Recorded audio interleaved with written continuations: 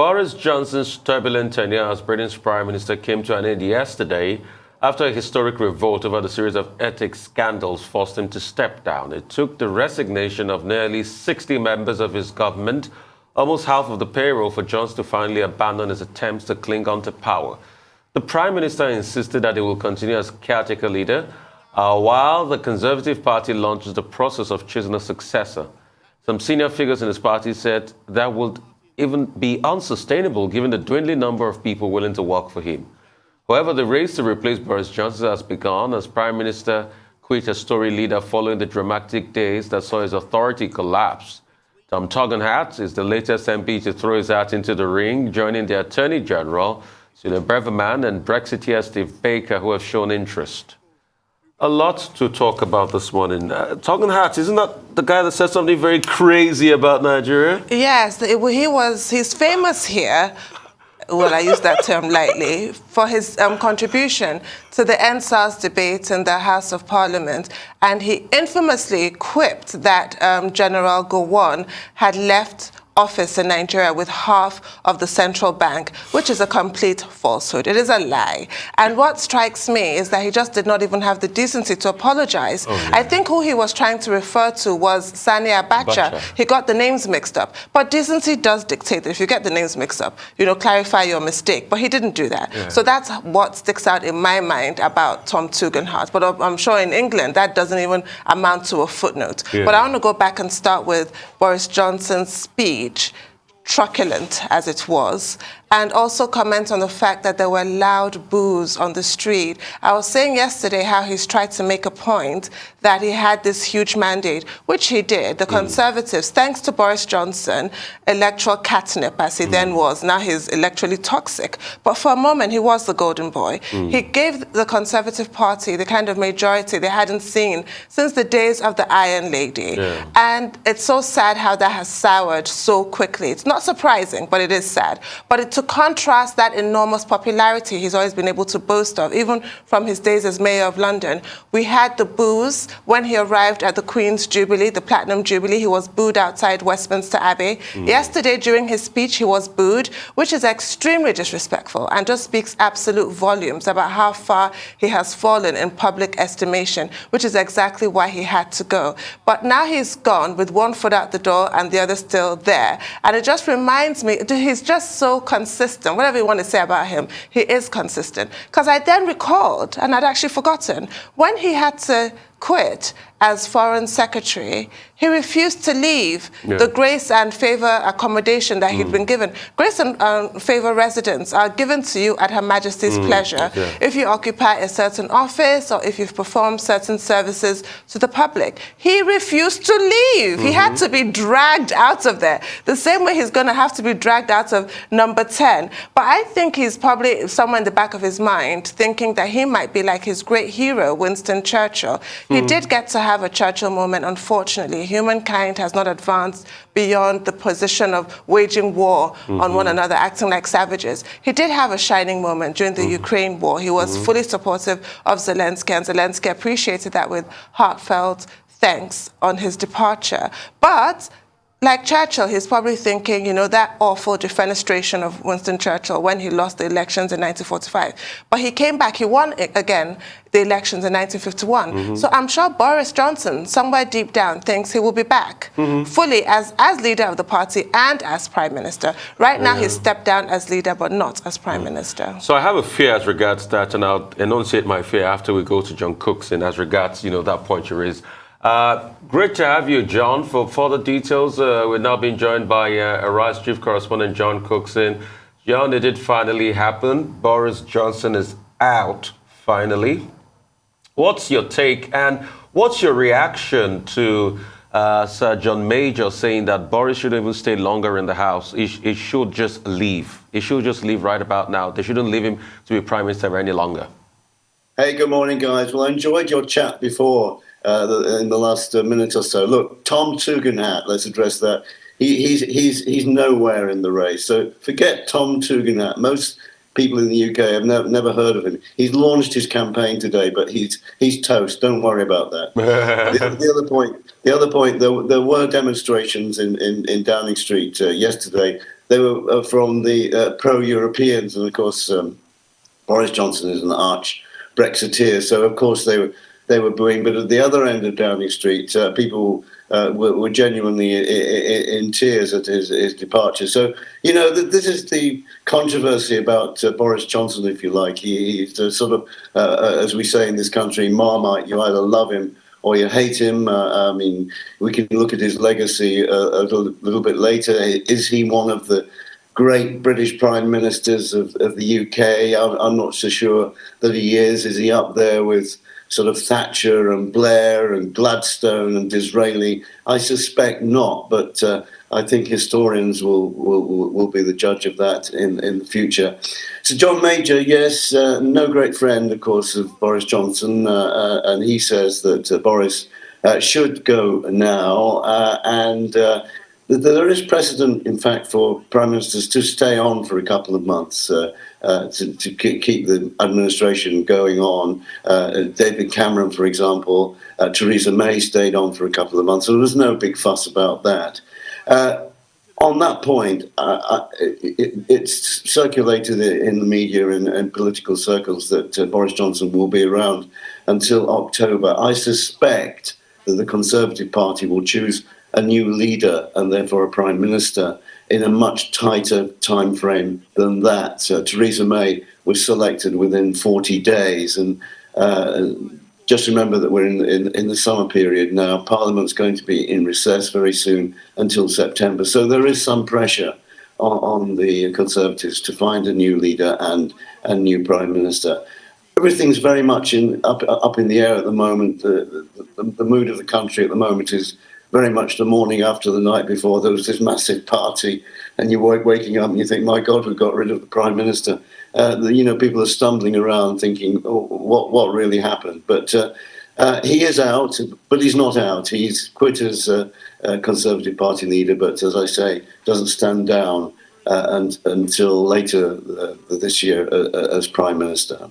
But thank you for that, Mr. Cookson. But who might be looking to replace him, or who actually has a chance? I want to start with the last three most recent chancellors, and I'll start with obviously Sajid Javid, Rishi Sunak, and Nadim Zawahi. What are their prospects? You're right. You're right. Rishi Sunak is very much one of the favourites, and in fact, I understand that his team that is already put together is holed up in a London hotel planning the campaign.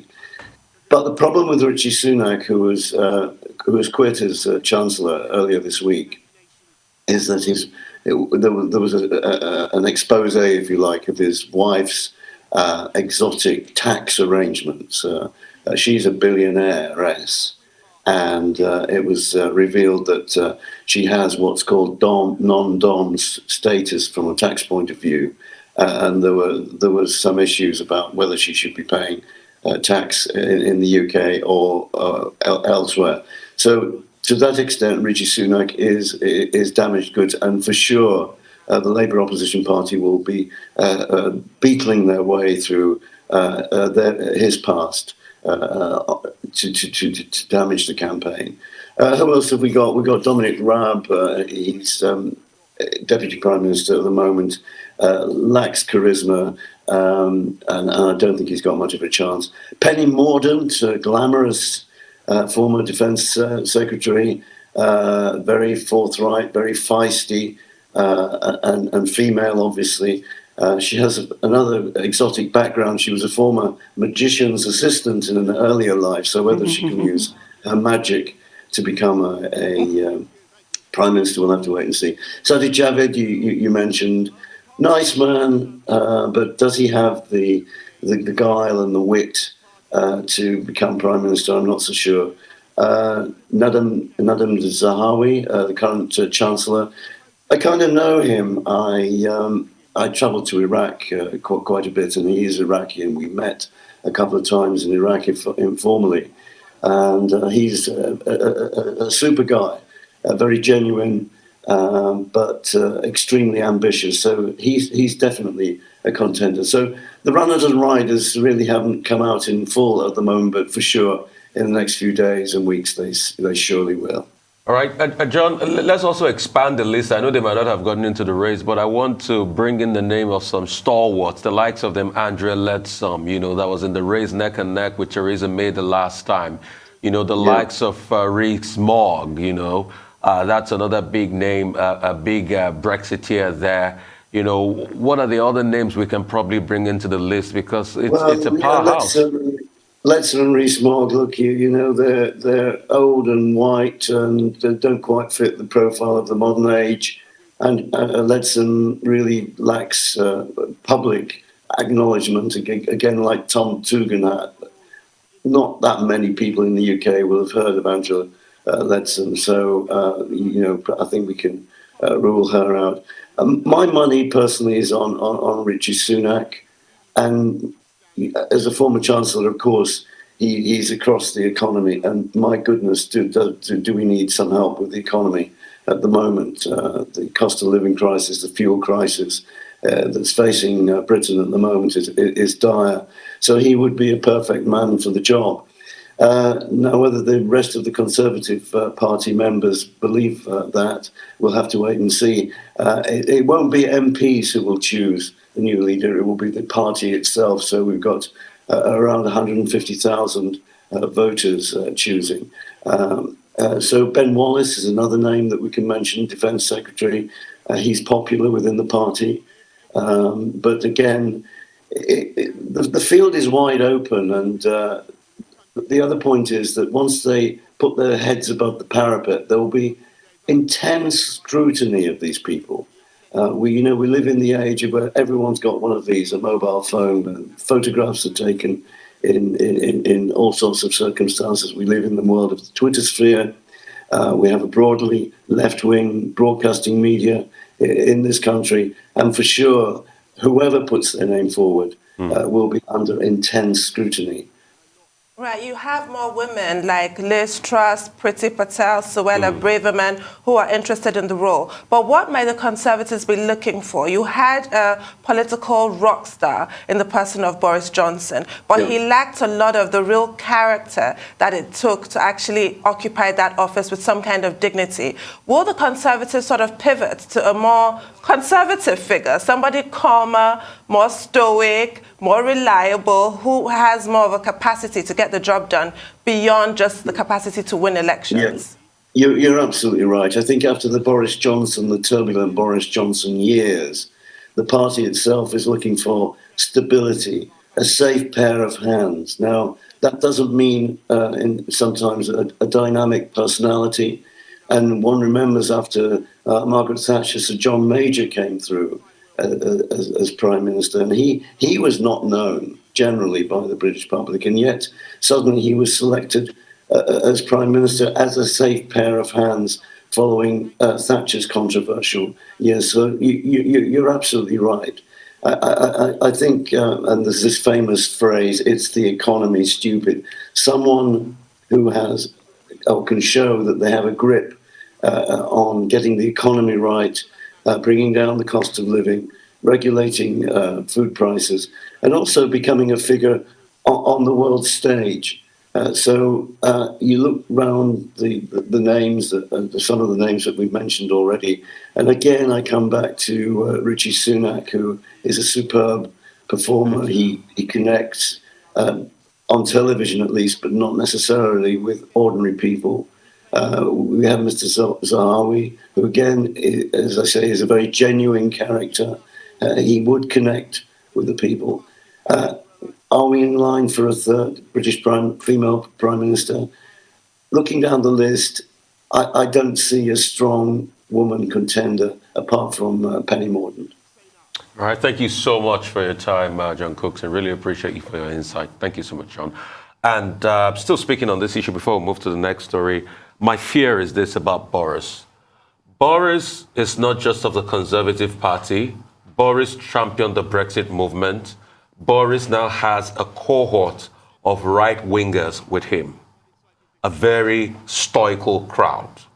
Yes, he could get all the boos, but a large population of British people love Boris because of Brexit. And they feel to a large extent that Labour trying to challenge Brexit and, other parties trying to scuttle Brexit is an attempt to take away what they call their hard-won democracy. And with the increase and proliferation in right-wing media, like GB News and the likes, and other right-wing media platforms, we're beginning to see that pivot towards Boris. I mean, for balance, I was checking across through the woke BBC, like this right-wing media call them, and proper right-wing media in England. And when you see the reportage, it was totally different. As at 11 p.m., 12 a.m. in the morning, GB News was still rooting for Boris to stay. And across all the right-winger chat box and like that. So what I see happening is the fact that even if Boris leaves, he still maintains a seat as an MP, but he's going to start a tirade of a movement where the message, and if he goes back to writing his articles in the newspaper, will be that they want to take Brexit from us. Well, that's simply not true. So that's a lie. And that's what I'm probably projecting he will do. And he will get a lot of people on this side. And Boris might still have that to have a political movement in England. My fear is the fact that there's a real rise in right-wing media in England. And those voices can be heard. And I listen to LBC News, I listen to most of the radio stations, and when you even see the way those right-wing views are even permeating into liberal media platforms, you start to get scared that there's an audience for Boris's noise out there. Yeah, but I did say that he thinks he's going to be like Churchill and lose and return. And that's what I'm saying. That's quite clear. Yeah. Yes. And that's why I'm alluding to that point. And yes. I'm just trying to, fleshing it up empirically by saying with that emergence, it might just be the case with Boris. But the next story now, the Nigerian Senate has confirmed Tuesday attack on Kuje Custodial Center by the fighters of Islamic State of West African province, ISWAP. Senate President Ahmed Ibrahim Lawan, who led the leadership of the Ninth Senate to the facility, lashed at the management of the center for allowing such a national embarrassment to happen. Lawan said Tuesday's attack on the Kuje Medium Security Custodial Center was successful because it was done in active connivance with some insiders at the facility. The Senate, after inspecting the destruction of infrastructure by the terrorists, expressed displeasure over the non-resistance by the security operatives, given the high-profile criminals were kept behind bar at the center. Reacting to the questions from the Senate, the Comptroller General of the Nigerian Correctional Service, Haliru Nababa, said 51 security officials were on ground but were overpowered by the terrorists. This is supposed to be a top-notch facility. And therefore, there was no way you could detect anybody, but 300 people or so to track. That also tells us a lot. That nobody saw them coming here.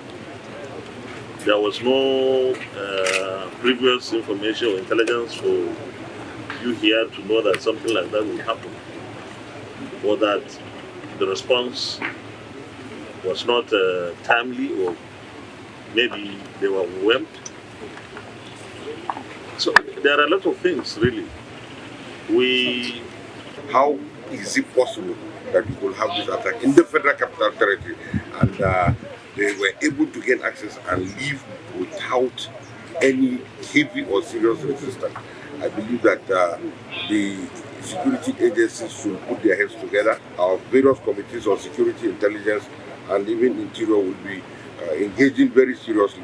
And also, how is it possible that this facility does not have a CCTV? If there was going to be a riot here, at the end of the day, you might not even know what caused it, because you cannot review a camera or a CCTV to see the remote and immediate causes of certain problems in the facility. Tuesday's attack on the Nigerian Correctional Center in Kuje is the latest in a spate of such attacks in the last 3 years. The Sarai senior correspondent Ferdinand Duroha reports there has been at least 9 incidents across the nation. While prison breaks as a phenomenon may not be entirely new to the Nigerian society, the frequency of attacks leaves much to be desired. Some recent attacks at correctional facilities in the country include Owerri Prison, Imo State, on April 5, 2021, Bauchi Prison on April 9, 2021, Ubiaja Prison, Edo State, April 14, 2021. Kumawa Prison, Kano, April 22, 2021. Jos Prison, July 25, 2021. Kaba Prison, Kogi State, September 13, 2021. Obolongo Prison, Oyo, on the 22nd of October 2021. Jos, Plateau State, in November 28, 2021, and Kuje in Abuja on July 5, 2022. It is noteworthy that these attacks have led to jailbreaks of thousands of convicted criminals, including terrorists, and sadly, deaths of numerous security persons in the line of duty. The most recent, which took place at the Medium Security Custodial Center, Kuje, one of Nigeria's supposed high-profile facilities, left 5 persons dead, including 1 security agent. This, once again, raises valid questions about the porousness of the nation's correctional centers. The Kuje situation is more worrisome because of its location, 24 minutes from the Nnamdi Azikiwe International Airport. The Kuje Custodial Center is also about 40 minutes from Aso Villa, Nigeria's seat of power. Ferdinand Duroha, Arise News. Another sad one, Tundu. Well, there's another visit and more questions, similar to the questions raised by President Muhammadu Buhari. Now we're being asked, or they're asking each other in this sort of rhetorical manner of why there are no CCTV cameras. I mean, why should the Senate be asking that? It's for them to perform their oversight functions and ensure that all correctional services are fully equipped, surely. I don't understand this asking of questions. So there were no CCTV cameras? Well, apparently not, from that report. But I don't really understand the asking of questions. But like I said yesterday, the one important cause that it serves, this public questioning, is just to teach people to just really jettison this perverted notion of patriotism and loyalty, where you feel you cannot question a sitting government. Of course you can, and of course you must. If you truly are a patriot, that is your duty. And it's a duty that was hard-won. And even they are publicly questioning themselves. So let's not be completely ridiculous. There's nothing wrong with that practice. So the issue for me now is to get justice for the security official who lost his life in this needless fashion. The issue for me is who is going to be sacked, because heads must roll, especially because of this revelation that advanced intelligence was given and nothing was done. You can't just text somebody and go, oh, we hear there's going to be an attack, then fold your arms and then you go to bed. No, that's not really what should have happened. So a detailed investigation needs to be undertaken, because the Senate President is completely right. This is a total embarrassment to the federal government of Nigeria. They look utterly inept. Going to the site after, shutting the barn door after the horse has bolted, and they're all standing around there, shaking their heads, looking baleful and mourning. I mean, it's embarrassing. And quick, decisive action must be taken. I disagree with you when you say there shouldn't be a committee. There has to be. You can't just sack people willy-nilly. You have to investigate, and due process must be upheld. You have to know exactly who dropped the ball here. But people must be sacked. And I don't want to hear, as we heard in, I believe it was 2018, the National Industrial Court wading in to reinstate people who were sacked, unless, of course, there's a more cogent reason than what was reported in the papers. Because what was reported in the papers then was that that gentleman, who was a deputy controller of prisons, was reinstated because his sack letter did not specify precisely what prison breaker was being sacked for. That sounds utterly ridiculous to me. But if that's the case, I need to stress that, so that if anybody's drafting a sack letter, for crying out loud, say you have been sacked because, but that's on the face of it. If you have been sacked because you dropped the ball over this particular Kuje prison break, and it's completely unacceptable. We have to try and maintain standards. I mean, we can't continue like this. It's sad, but we've become a joke in this country. We're a big joke. And which popular comedy I can look at again that we've become in the country? I think we've become like a scene from Babasala. Yes. Or Jaguar. Yeah, Jaguar. Yeah, there used to be a comedian back in the days. Big one. Jaguar. Because you had 10 attacks in the space of a year. 10 attacks.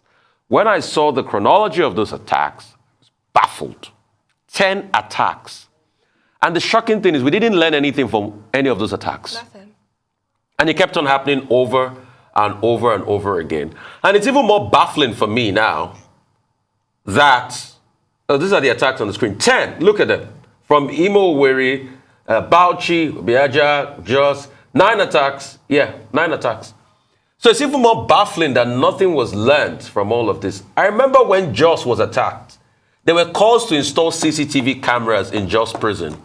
But those calls, I doubt if they've been met now. I doubt if they've got CCTV cameras. We're even asking, I guess yesterday, and he said, oh, I think they have, but is it in use? So it's obvious now that they had no CCTV cameras. You know how we're such a big joke? The fact that we couldn't capture what happened while the attack was going on. And there's a video circulating that was posted by the terrorists about the attacks. Unverified video anyway. Let me put the caveat there. But about the attacks. So they could even have the sweet time to capture the attack, and we could hear them screaming, you know, at the back and jubilating in success. They were there for at least an hour. They are there for an hour, but we couldn't get the attacks. And how are we going to investigate? And that's why I say, see, on the spot assessment is the only thing needed. By now, action must be taken. Because, see, so I know it's a good thing to set up committees to look into matters holistically. But when we've set up committees in this country, it's an indication we don't want to do anything. We want to joke around. We set up the Orosoye Report Committee, where we've set up about 5 other committees to be able to review what the committee did before. So I'm sure if we set up one committee as regards this, we review what the other committees for the 8 other attacks, what happened, what did they do? A court can just come in and reverse whatever dismissal happens. So this is the thing. So that's what so we've become a joke in this country. And unless we change that culture, and I keep saying, culture will eat strategy for breakfast. I'm sure I sound like a broken record player now, but it's true. Unless we change the culture of incompetence, isn't it a shame that the Senate president was coming to there to have a victory lap that, oh, there are no CCTV cameras, and nobody raised it? Are there no oversight committees?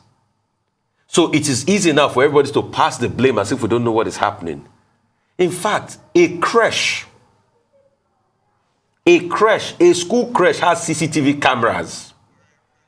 The room where babies are kept have cameras. The rooms where babies are kept have cameras. Our prison does not have camera. It's crazy. Room where, if you have a newborn baby, you keep your baby in a room. You put a camera there to watch, maybe your baby is turning or not. Room have cameras for babies. Creches have cameras. But our Nigeria prison have no cameras working.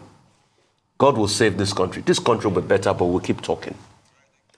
A member of the People's Democratic Party Board of Trustees, Aminu Mena Waziri, says the BOT is yet to set up a reconciliation committee to meet with Governor Nyesom Wike of Rivers State. In an exclusive interview with Arise news correspondent Amaka Ude Walker here, Waziri says former Governor Ayo Fayose should be blamed for the misfortunes of the party in Ekiti State.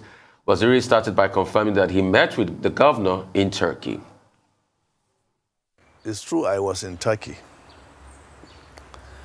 I went to Turkey 2 Fridays ago on a long-deserved holiday, having gone through the very, very contentious preparation for the National Convention. 5 days after my arrival,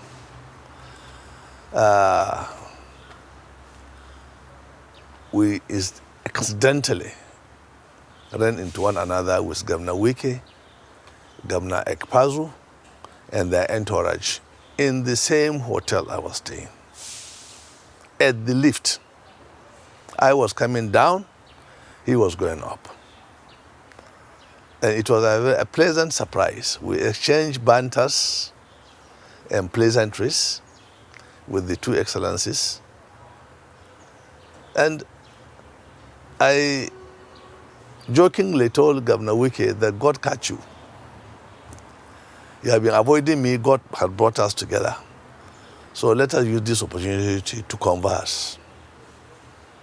And he agreed. Information at my disposal said Governor Makinde also came to Turkey to the same hotel. And the 3 of them were locked in a meeting that went to the wee hours of the morning of Friday. So we were not able to meet. to discuss what will be newsworthy. So the BOT chairman of your party has actually set up a high-power delegation to go and appeal to Governor Nyesom Wike. Is this the position of the BOT chairman, or would you say this is, with support of members of the Board of Trustees, which you are a part of? No, if you want to take it formally, the BOT did not meet to take the position the BOT chairman took. Even though the initiative the BOT chairman had done is commendable, and it is in consonance with the functions of the Board of Trustees of our party. The committee has not been set up. I have had conversations with the BOT chairman. He said he was also misquoted by the press. From the date of the National Convention to date, more than 100 people have tried to intervene or have intervened, on telephone, by visiting, by talking to a friend. But we have been conversing within the party. But we have not got the complementary atmosphere to really progress as fast as we want. It is not Russia-Ukraine war we are fighting. It's a political contest that people are bruised, egos have been hurt, and there is the need for us to massage, the egos. There is need for us to compromise. We are looking for power, but this time democratic power, not military power. What I like about you, Amaka, you are very mischievous. A campaign council was inaugurated with such members. For reasons you don't know, key members of the council are not there. Why are you saying they are boycotted? Why? This is a by-election. There is a world of difference between a by-election and a general election. So are you saying the by-elections are not as important? No. The by-elections capacitates the incumbent to do a lot of things. And it's not Atiku who contested in Ekiti. Neither is it President Muhammadu Buhari who contested in Ekiti. We had people on ground. We have a whole former governor, Ayo Fayoshe, a blabbermouth, who led the campaign in Ekiti. He is not taking responsibility for the terrible loss in Ekiti, when everything that happened under his watch.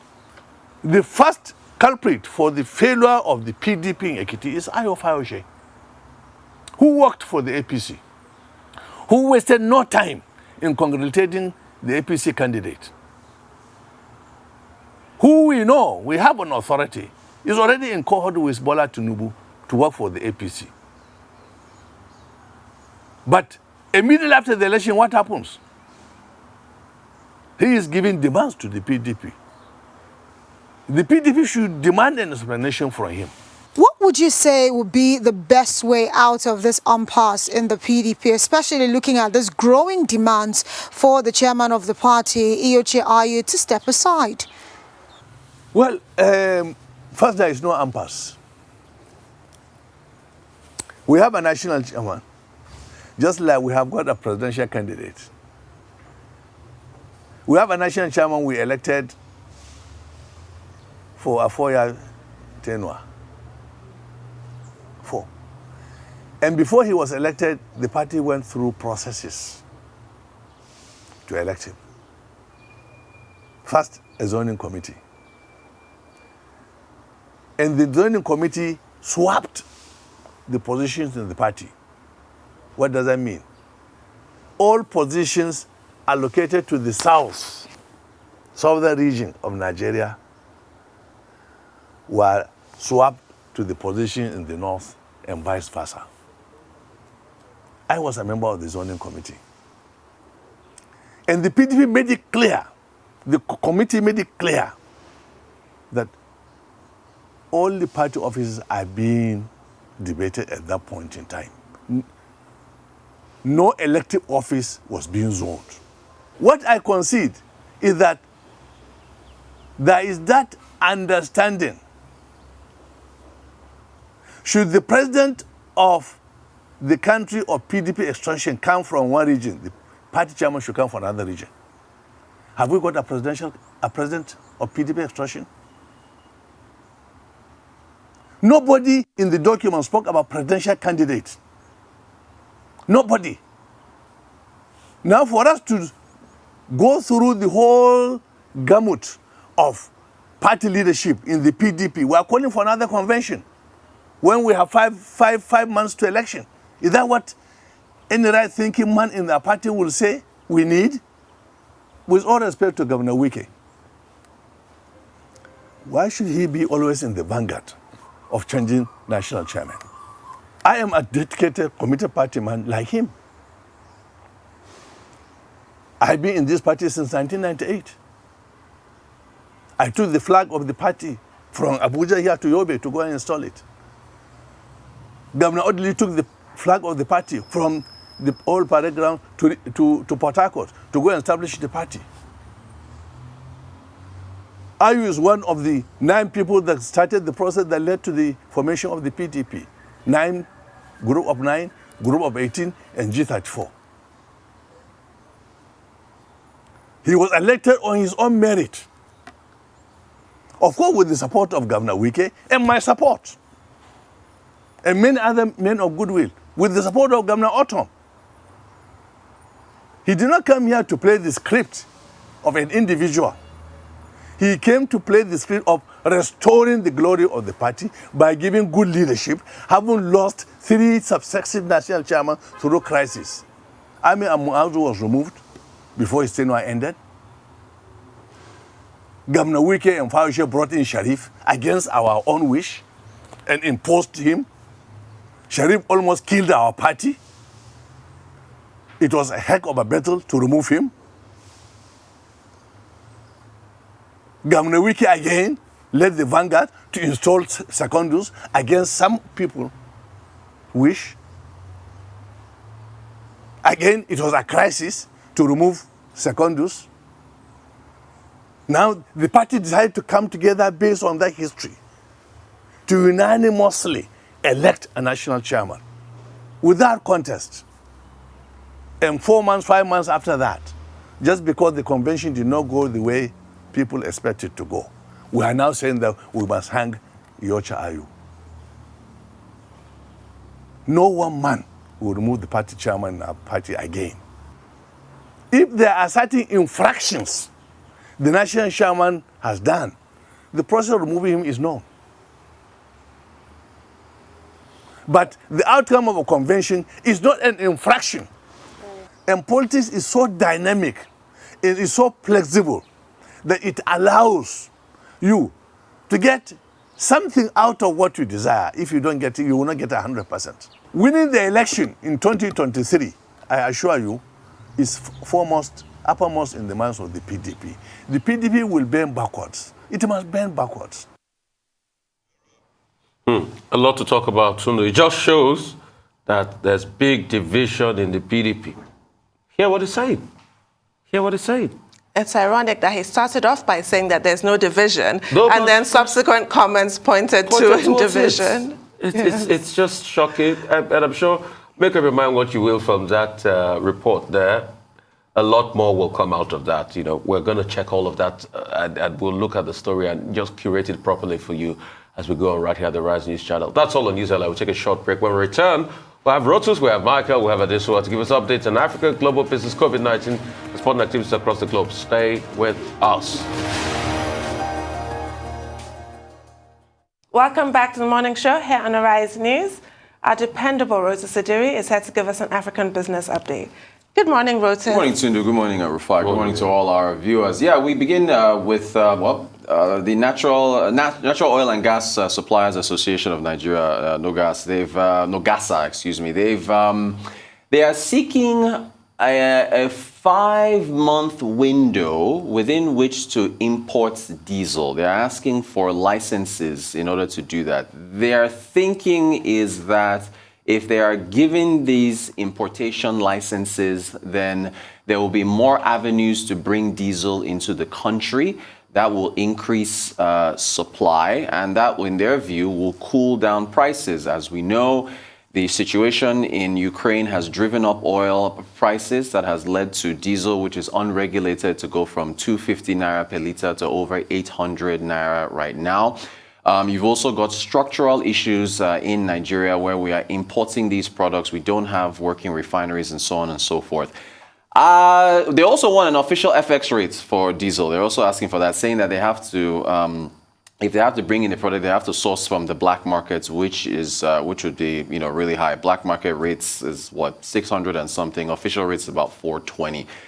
Look, the airline operators of Nigeria went through the same thing where they were asking for licenses as well. I am not sure how that cools down prices for an unregulated product, a deregulated product. They said they're going to meet with President Buhari in order to speak with him. I think in local parlance, the cocoa of the matter is the FX. That I think is the main issue with respect to how much it costs for anyone outside of the NNPC to be able to bring the product in. But then again, if you had working refineries and you could refine all these products here, then you wouldn't have to import it. Which is why again everybody is so looking at the Dangote refinery to save us from this situation. So we will see how that goes. We move to tech. Flutterwave has been accused of, this is, again, I have to emphasize this is Flutterwave along with 6 other companies in Kenya that have been accused of money laundering. A high court in Kenya seized about 7 billion shillings. I think it's almost about $60 million. And what they say is money that was laundered in pounds, sterling, US dollars, euros, shillings, in a number of accounts, about 56 accounts total.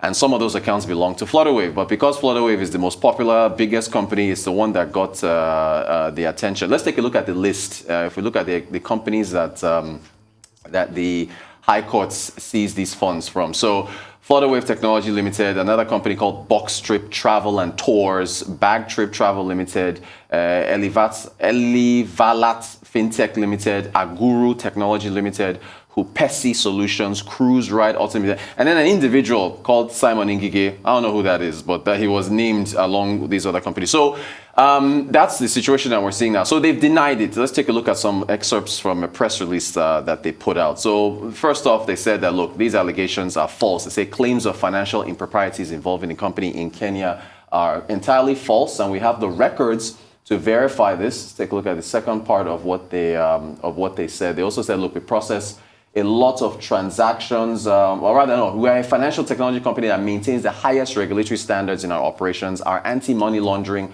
practices and operations are regularly audited by one of the big 4 firms. We remain proactive in our engagements with regulatory bodies to continue to stay compliant, and records to verify that. And then finally, they also say, look, we process a lot of transactions, by facilitating payments for the biggest organizations in the world and everyday businesses. We process significantly large volumes of money and contribute to growing the economy in Kenya and the rest of Africa. So that's what they're saying. So we'll see how things progress. But they're saying they have the records to prove that they have not been laundering money. And I guess when you're a payment platform and you take in these huge swarms of money from the companies around the world, they might these things might pop up. But again, to emphasize, there are 7 companies involved here. It's not just Flutterwave. So, but then again, they're the ones that got a lot of the attention. The African Development Bank, President Akinwumi Additional was speaking to, I believe it was Bloomberg Radio, and he said that Africa needs a whopping $424 billion to recover from the pandemic. He essentially says that we should not forget that the pandemic had a significant impact on Africa's economy as a whole, and that essentially it should not be forgotten. I mean, the COVID impact is still there. There's still a lot of high, budget, deficits for a number of countries that are still seeking assistance. And now where you get the money, that's the AFDB has done its part. It's opened up a fund for food, trying to assist a number of countries across the continent. But he's basically, and he also talked about this. Remember, we talked about the IMF. What is it now? the funds that these SDRs, the SDRs, special drawing rights. The special drawing rights talked about how those funds should be used for the African continent in order to boost their reserves. So he's still towing that line, and he's still beating down that path, saying that these funds are needed. And in fact, finally, this kind of business, but really this is more tennis. Ons Jabeur is in the Wimbledon final tomorrow, and if she wins, it would be a massive boost for Tunisia. So she's Tunisian, first African woman in a Wimbledon final, first Arab woman of Arab descent in a Wimbledon final. As we speak, IMF delegation is in Tunisia right now. They arrived on Monday. They are talking to Tunisia about a much-needed loan that the country needs. Labor unions in Tunisia went on strike last month, saying that if the government should adhere to the IMF, and you know what the IMF wants. The IMF wants an end to subsidies. They want an end. So in fact, Tunisia, the package Tunisia put forward, they said we will end food subsidies, end fuel subsidies. We will stop hiring public officials, so no more hiring public officials. We will sell shares in state-owned enterprises, do what we can to boost tourism. So if Jabeur wins, I mean, it would just be huge. I mean, I think she's going up against Rabalenko, which is a very tough opponent tomorrow. But we'll see what happens. I mean, as far as Tunis is the biggest city in Tunisia where a lot of tourism comes in. Yeah, so you can imagine saying, "Welcome to Tunisia, home of Wimbledon champion Ons Jabeur." I'm personally rooting for her to win tomorrow. To be tough, Me but too. we'll see how we'll see how that goes. So that's what's happening. I mean, it has to be said, you cannot overestimate the effect of a big win like this on the tourism potential on Tunisia. Yeah. Because when you look at that economy is bleeding. And what made that economy be like that? 40 years of Ben Ali's reign in Tunisia. Massive corruption, decimated the economy. It's got a lot of potential, but it's about 40 billion GDP or there, about 40, 50 small, billion. 11 million it's a population. Small, economy, but it has the potential to be more than that. Just like I will segue into what Africa Development Bank is saying, 430 billion should be chicken feed money for Africa, with the size of the continent and the possibilities that abound. But because we've not tapped into our resource, because we've not been able to upscale. That's the size of Nigeria's economy, by the way. Yeah, because we've not been able to upscale, the inner potential we have. Yeah. That's chicken feed for a couple of companies. When you look at the market cap of a couple of companies, it's because they provide, that incentive to drive their country, to drive their economy. Yeah. American government, let me even start. The British government in 2021 collected governmental revenue of 890 billion pounds. Do you know how much American government collected? 4.6 trillion. It's huge. In tax revenues. Yeah. So that's chicken feed. If one country can collect 4.6 trillion in tax revenues because its economy is moving, what is 430 billion for an entire continent? But it's because we've not done the things, that we ought to do to make our economy in Africa bigger and better. And that's why we must look inward. And that's why we must invest in Africa. That's why we must produce, not only just take out raw material. We must produce on the African continent. That's why we must refine our oil. That's why we should stop importing diesel. We must have refined. That's why when Neogas say, give us the concession to be able to import diesel, we can't keep importing. Because the more you are importing, you are giving refinery workers more money in the countries you're importing from. Why can't we invest in more refineries? And I'm happy they also said that, like, the Watersweet Modular Refinery, and they also talked about this Dangote refinery coming up. Why can't we have more like that we can also export diesel? Why can't we invest in our continent in such a way that we can reduce importation to embarrassment? It is shocking when you look at the numbers. Take, for instance, over 800 million, metric tons. That's about 1,226 vessels of crude oil left our shores. Guess what amount came into our shores in refined products? Over 3,000 vessels. Over 2 billion. A lot. Metric tons. I'm also rooting for Ons Jabeur, absolutely, but I'm a bit sad about Tatiana Marie, mom of two. She got an incredible run. She really did. Incredible But I'm run. rooting for her for reasons that you've said. Now, regarding what you were talking about AFDB and the cash injection that we need in Africa, what on earth were we doing importing maize and wheat from Ukraine in the first case. Things like this, you read it and you just understand that there's a level of ineptitude that's akin to sabotage. At a certain point, our collective African governments, and I'm not just pointing the finger at Nigeria, although I am Nigerian, they're how much better or worse are terrorists compared to them, and how they have treated and just run this entire continent into the ground. With regards to Flutterwave, that context is important. There are other people involved in this, but the allegation is really quite serious, because I had a look at the act and the section that was cited. So the penalty is 500,000 shillings and/or a jail term of 3 years. So I do hope that those documents they refer to can be produced stat. Oh yeah, they have to. They definitely do. They definitely do. Thank you so much for your time, Rotis. Thank you. Moving on to more business update, Michael Wilson joins us now from London. Good morning, Mr. Wilson. Rather tragic news out of Japan. The former Prime Minister Shinzo Abe was shot whilst he was making a campaign speech in Japan. He was rushed to hospital. The latest I've heard is that he's in cardiopulmonary arrest at the moment, which is not good. No reports, as I have them anyway, of what his health actually is right now. That naturally, such shocking news, in fact, a profound shock in Japan. It caused the stock market to, apart from anything else, never mind the sympathy we would feel for him, the stock market itself reversed direction. There is no recent history of these kind of political attacks in the country. Also, it's incredibly difficult to get hold of firearms in Japan. So that's going on at the moment. We wish him well. We wait to hear. South Korea up very, very slightly. Hang Seng. The Chinese market's higher too. China and Russia have been talking, and they've been showing... translated, it's very difficult to get hold of this, but translated from the Mandarin, it looks like strong resilience in their relationship together, and they don't want anybody getting involved in Ukraine at the moment. China has still not refused. Beijing has so far refused to call Russia's attack on Ukraine an invasion.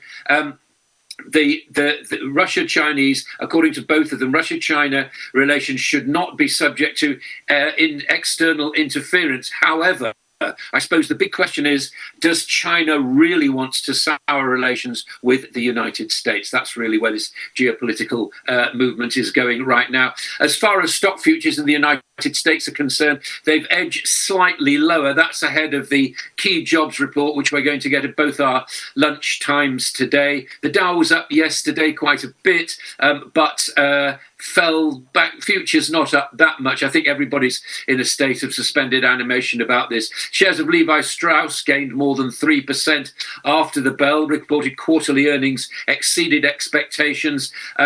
Two Fed governors, Christopher Waller and also James Bullard, both known for their very hawkish feelings about the economy and the way that monetary policy ought to be conducted in the United States, have been talking and saying exactly what you'd expect them to say. So I think we're looking at a 0.75% increase. As far as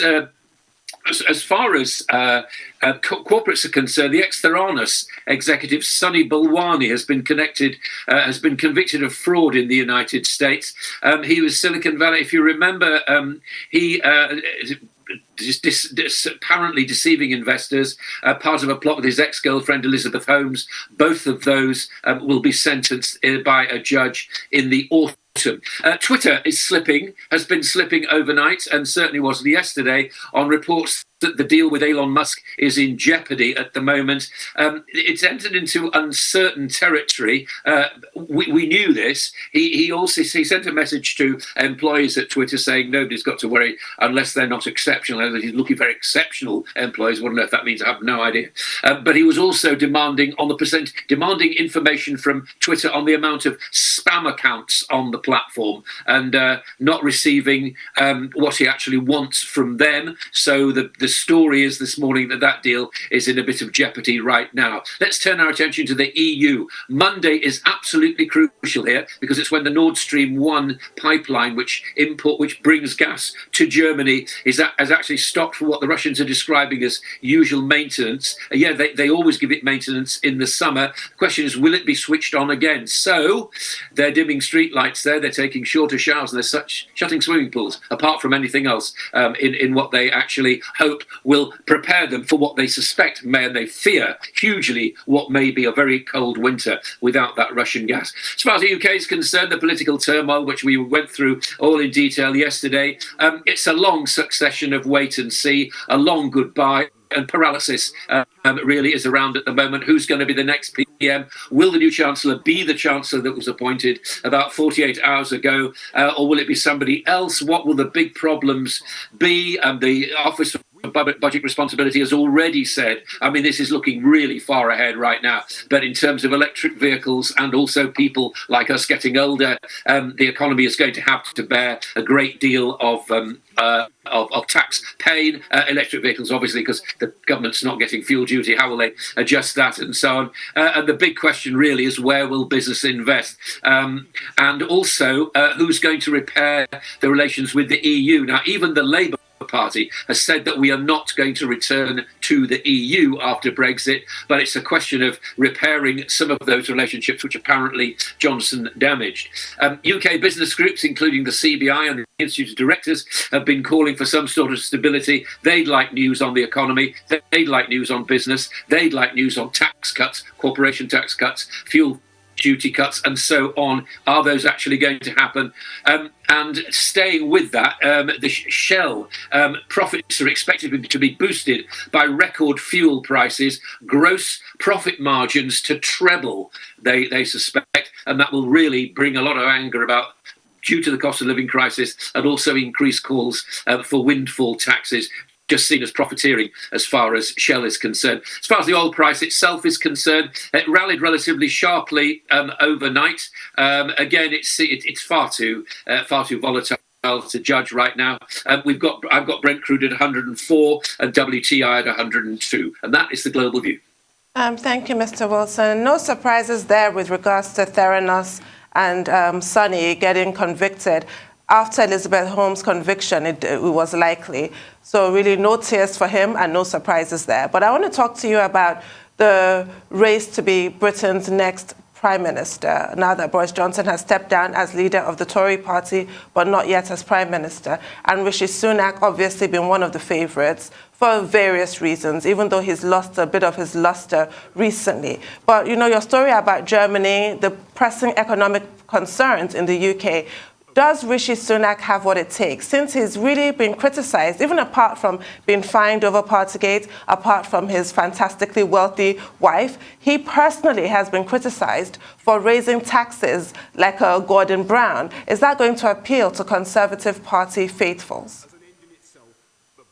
Well, I think Rishi Sunak's main problem is exactly what you've said there. He's actually quite rich.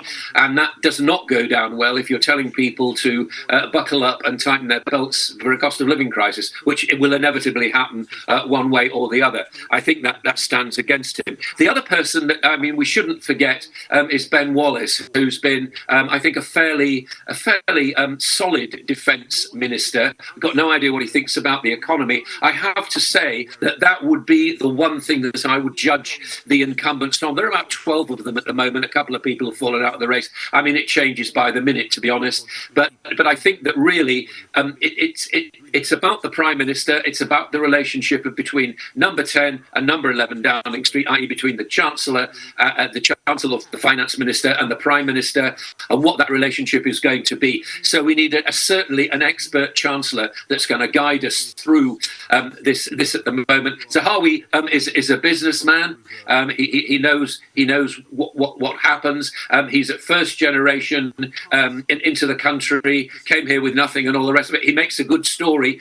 But is he the right person to guide us to guide us through as Prime Minister? I really don't know about that, and I don't know what his future is going to be as Chancellor at the moment. So once again, it's far too soon to start calling these questions. But as far as I'm concerned, what it will take is a partnership of two of the most powerful politicians in the land to take us through the cost of living crisis. That's what's needed. You know, at a time like this, how I wish that the UK was like Italy, where you can really bring in, you know, an academic in there to solve the problem. But that's not the case. Two things I'll still ask you will be about the UK. And I'll also like to ask you, you know, then what becomes of the hitherto plans, you know, of Rishi Sunak as regards the economy? What becomes of those plans now that the government is scuttled? And secondly, what's going on in Japan? Because, I mean, the last time we heard about shootings like this are probably the days of the Yakuzas, you know. That's the middle 90s, you know. Not any time around anything soon. And Shinzo Abe, and could it be because of his Abenomics? But he did well for the economy of Japan. I mean, what is happening? We're trying to make sense out of this, you know. And this is a man that was sick already, that had to leave office because of his ill health. Well, I mean, you can guess as you wish about Abe. I have absolutely no idea. I mean, it's very, very difficult to get hold of firearms. You talk about the Japanese mafia, certainly, but I don't think. I mean, again, guess what happening. The government apparently surrendered peacefully to the police when they turned up. Abenomics was quite important, wasn't it? If you remember that, what he was trying to do was stimulate the economy there, and successive governments failed to do that over the past 10 years. I just think the enormous shock that happens to a country like this, which is incredibly obedient and statist and so on, even though it's the third largest economy in the world, is completely shocking. You talk about Rishi Sunak. So what sort of plans for the economy are you thinking? As I understand it right now, what was going to happen is that the then Prime Minister and Rishi Sunak were going to tell us what they thought they were going to do with the economy next week. Now, that clearly isn't going to happen. So any plans that he had for the economy, I suspect will be put on hold. I mean, this is the problem. It's what I was referring to. There is absolute paralysis right now, and the government does not even have the facility to pass intentions, bills, laws through the legislative process because there simply aren't the people there. So again, it's paralysis. I think we just wait to see. I think the markets probably will be quite patient with what's going on, and the fact that they were relatively encouraged with the fact that Johnson said he was actually standing down from the Conservative Party leadership. But where that leaves economic plans, I don't know. That's why I was saying I think it's incredibly important that we know as soon as possible. I mean, the other thing is, of course, that, you know, people are saying to Johnson, don't hang on till October, go now. And again, that might well happen. We just don't know. There's incredibly changing times. All right. That's just the way it is. Things will never be the same. Thank you so much for your time, Michael Wilson. For update on COVID-19 pandemic, Adesuwa Moro is here. But also, Adesuwa, great to have you. You have coronavirus-like symptoms. Hi, Adesuwa. No. Morning. Great to be here. Yeah. Thank you very much, Rufai. Yes. So we have the weekly movement of the pandemic courtesy of the WHO epidemiological report. But let's have the figures according to the Johns Hopkins University, then I can break it down. Well, globally, the number of weekly cases has increased for the fourth consecutive week. There were 4.6 million infections reported globally for the week. We only saw a decrease in the African region by 33% and the region of the Americas by 18%. Now, during the week of 27th of June to the 3rd of July, which is the period under review, the number of new weekly deaths decreased by 12%. However, about 8,100 people were reported dead across the globe from COVID-19.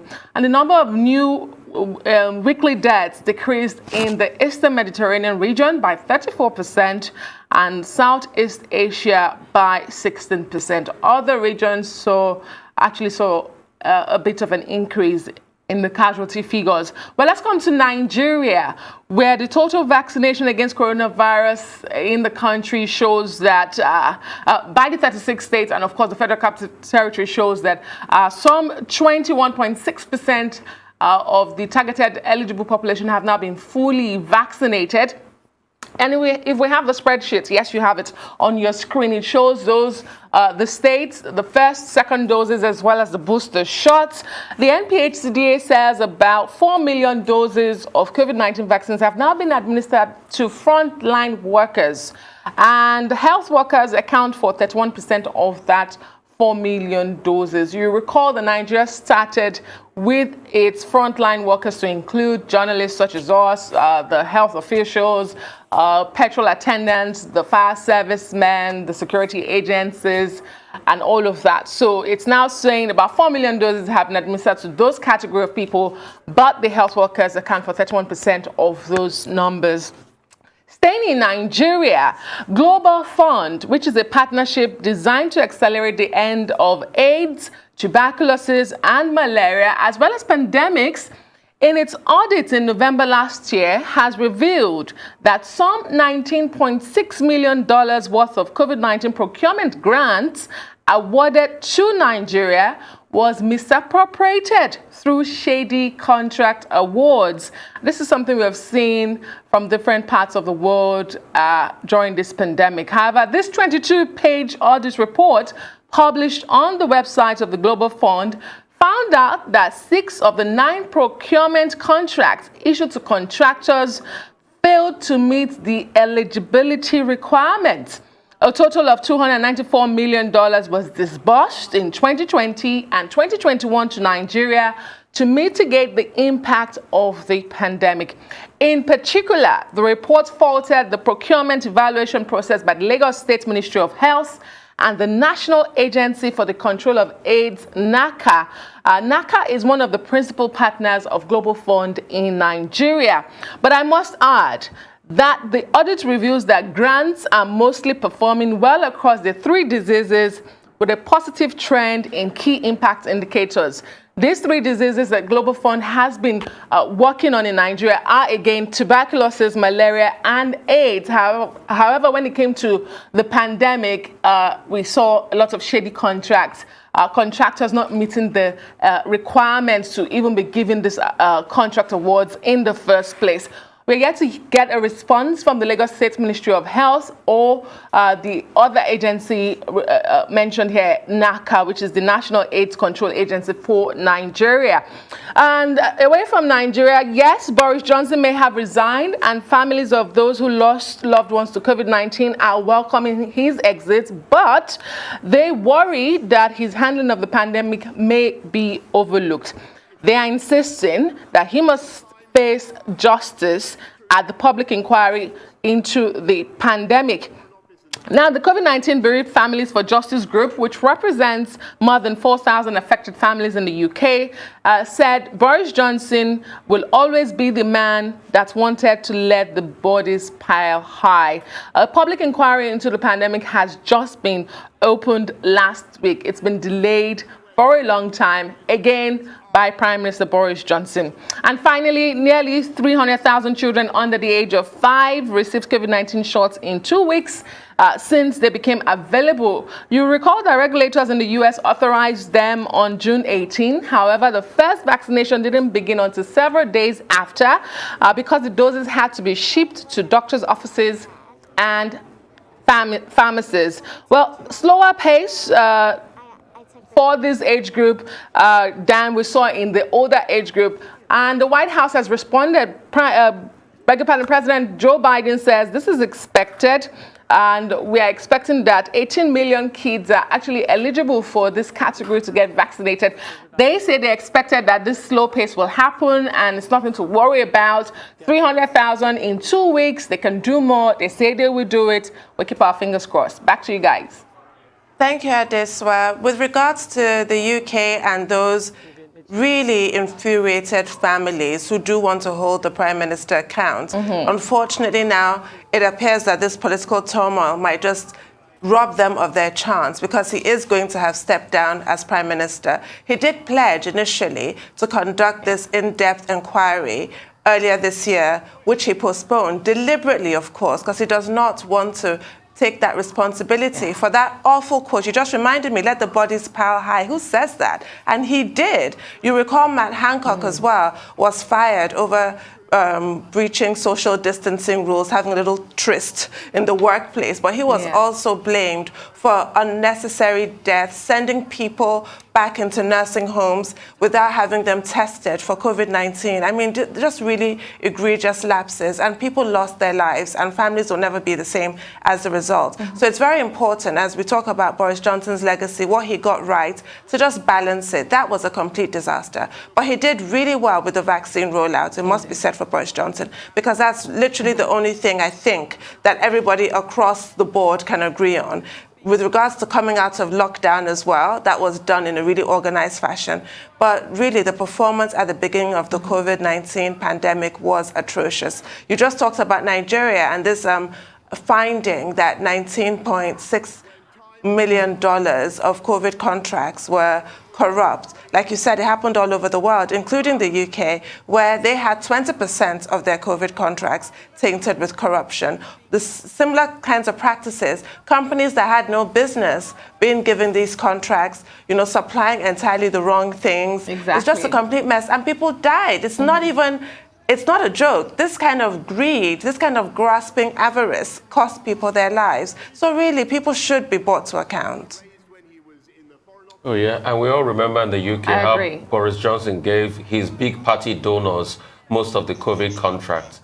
And we all remember the link between Matt Hancock and the lady he was found with in a very compromised situation, and her brother that supplied COVID equipment. We will not forget. Scandal. Thank you.